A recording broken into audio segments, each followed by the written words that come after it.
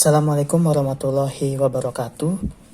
Anak-anak, bagaimana kabarnya hari ini? Bapak harap kabar kalian selalu baik-baik saja dan kalian diberikan kesehatan selalu. Bagi yang sedang sakit, Bapak harap semoga penyakitnya disembuhkan dan kalian cepat sembuh. Amin. Oke, kita bahas materi hari ini yaitu mengenai genogram karir. Nah, bisa kalian lihat di kertas ini ada beberapa simbol kotak, segitiga, maupun garis-garis yang terhubung maupun yang terputus-putus. Itu artinya apa sih, Pak?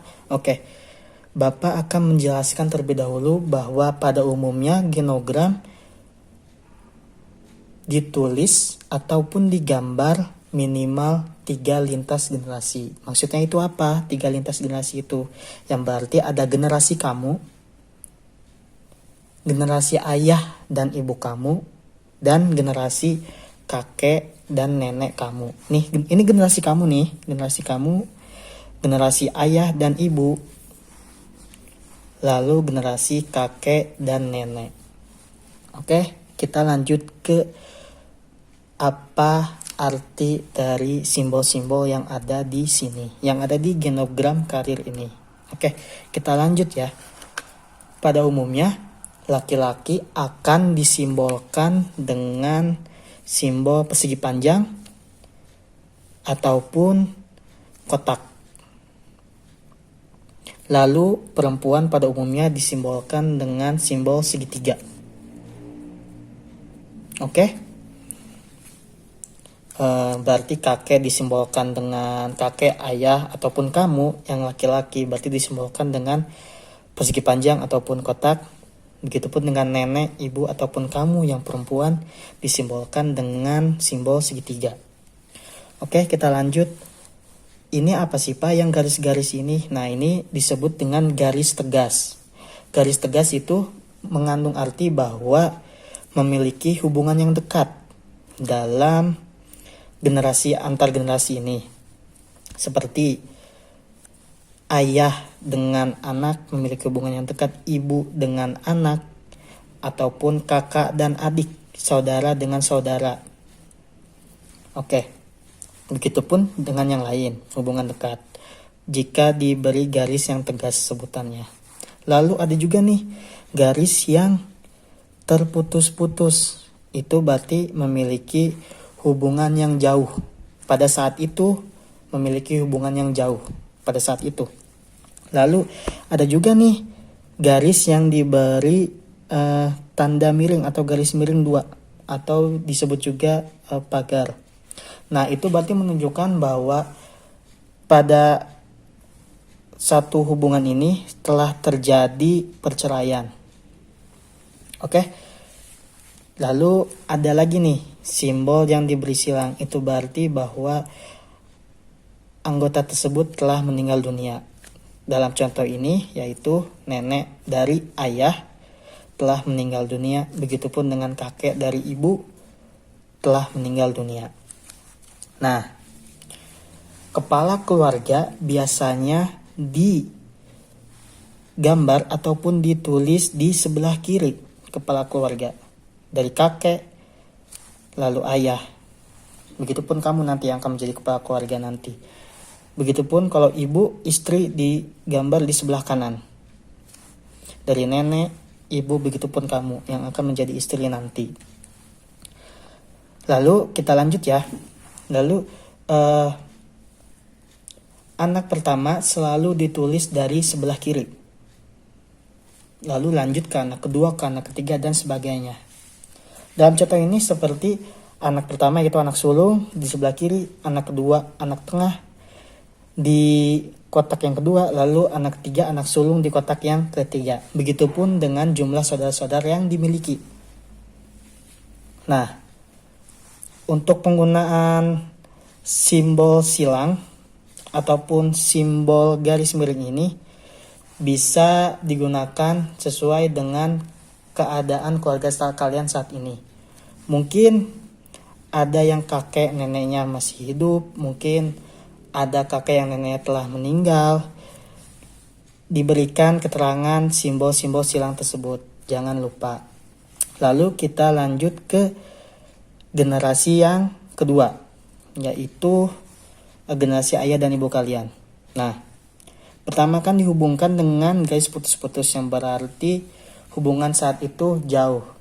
Dan kalian tidak, ayah dan ibu tidak dalam satu garis keturunan yang sama, berbeda keluarga. Lalu ayah dan ibu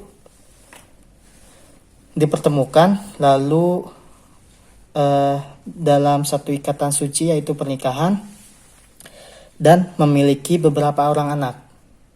Oke, beberapa orang anak nih. Nah, anak-anak ini yang akan disebut dengan generasi kamu atau generasi ketiga. Lalu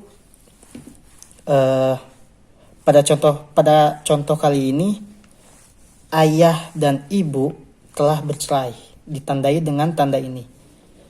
Lalu sang ibu memiliki suami baru, diberikan dengan kotak di sebelah suami sebelumnya. Begitupun dengan jika ayah telah memiliki istri yang baru, akan digambar segitiga juga di sebelahnya dan diberikan garis tegas yang baru, sama seperti sang ibu kepada suami barunya. Oke. Lalu kita lanjut ke generasi ketiga, yaitu generasi kamu. Nah, generasi kalian, khususnya kamu yang menulis genogram karir kamu sendiri nih, ditandai dengan warna yang berbeda nih dari yang lain. Pada contoh kali ini warna hijau, bisa juga dengan warna-warna yang kalian sukai. Intinya berbeda dengan warna-warna yang lain. Kalau kamu yang perempuan, maka akan ditulis dengan simbol segitiga. Kalau kamu laki-laki, maka akan ditulis dengan simbol persegi panjang ataupun kotak. Oke, kita lanjut ke penulisan genogram karirnya seperti apa sih, Pak? Nah, selalu dimulai dari generasi pertama, yaitu generasi kakek dan nenek. Pada saat itu, kakek dan nenek bekerja sebagai apa? Dan diharuskan untuk menulis pekerjaannya sedetail mungkin. Dalam arti misalnya pada saat itu kakek bekerja sebagai tentara. Tentara di bagian apa? Tentara darat, laut ataupun udara.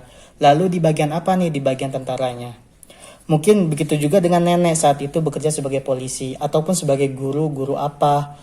Lalu sebagai wira swasta apa usahanya dan sebagainya.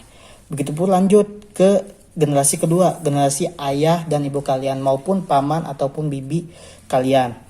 Sama, ditulis dengan pekerjaannya sedetail mungkin, serinci mungkin.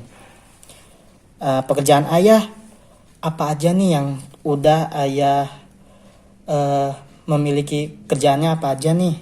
Saya pekerjaan dari tahun ini sampai tahun ini bekerja sebagai apa, dia tahun ini sampai tahun ini bekerja sebagai apa.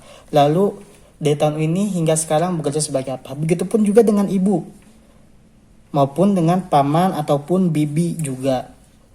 Oke. Nah, setelah kalian tulis nih pekerjaan-pekerjaannya apa, nanti kalian akan menemukan nih kira-kira apa sih karir yang cocok buat kalian melihat dari karir-karir ataupun pekerjaan-pekerjaan yang ayah, ibu ataupun kakek, nenek yang sudah mereka miliki karir di sebelumnya. Jadi biar kalian mendapatkan pencerahan nih, kira-kira apa ya karir yang cocok buat aku, pekerjaan yang cocok buat aku, dilihat dari riwayat karir dari kakek, nenek, ayah, ibu, paman, bibi dan sebagainya. Nah, maka dari itu genogram karir akan membantu kalian untuk mencari tahu apa ya karir yang cocok buat aku tuh. Nah, Bapak harap semoga dengan kalian menulis genogram karir ini, kalian akan mendapatkan pencerahan karir apa sih yang cocok buat kamu. Oke, Bapak tutup. Sekian untuk pematerian hari ini. Semoga kalian diberikan kesehatan selalu, jaga kesehatannya selalu. Jangan lupa untuk kerjakan tugas-tugasnya. Bagi yang masih kosong, tugas-tugasnya diharapkan untuk segera menghubungi guru-guru mata pelajaran yang bersangkutan untuk memperbaiki nilai-nilainya. Bapak harap kalian diberikan kesehatan selalu, dijauhkan dari segala penyakitnya. Bapak ucapkan terima kasih atas perhatiannya.